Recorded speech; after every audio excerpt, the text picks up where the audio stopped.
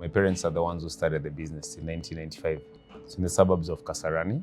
Then in 2004, they incorporated it into a company. That's where it became New Muthokinju Hardware Limited.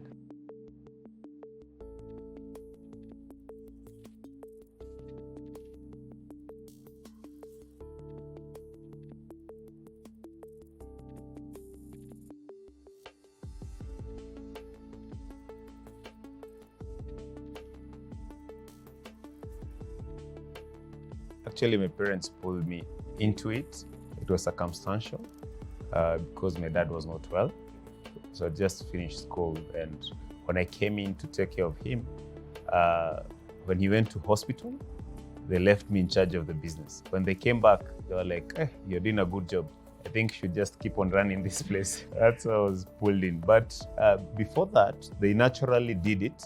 I don't know whether they realized it, because they involved me in the business since I was 9 years old. So during my school holidays, I'd spend a lot of time in the hardware, serving customers, delivering to customers, doing everything that the business would do.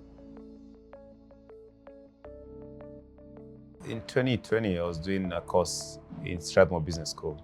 After our lecturer took us through the corporate governance module, at that time, I felt the business needed some corporate governance of some sort. And that module resonated with me very well. And after that is when I decided, let me speak to the rest of the family members and ask them if they support the idea of corporate governance, having a board. And they were very happy with it. And we contacted Karo Musyoka. She was the lecturer who took us through the corporate governance. We've got an advisory board that gives oversight on everything we do, the policies, the financial performance of the organization, the people, from culture. There's so many metrics we report on to the board, and they give oversight, and there's some approvals they have to give for us to continue taking some decisions in the business. And to me, corporate governance is that oversight they're offering. There's a lot of accountability in the organization.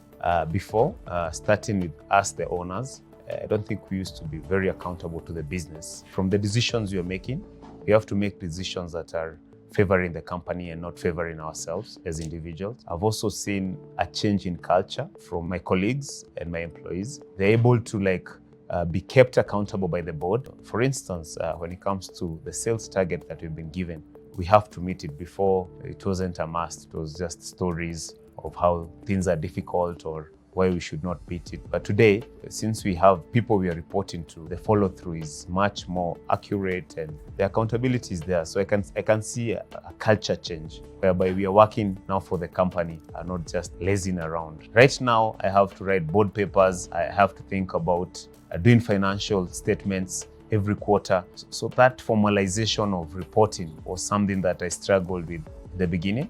But right now, I've gotten used to. It's becoming a part of us, but I don't think we've gotten there yet.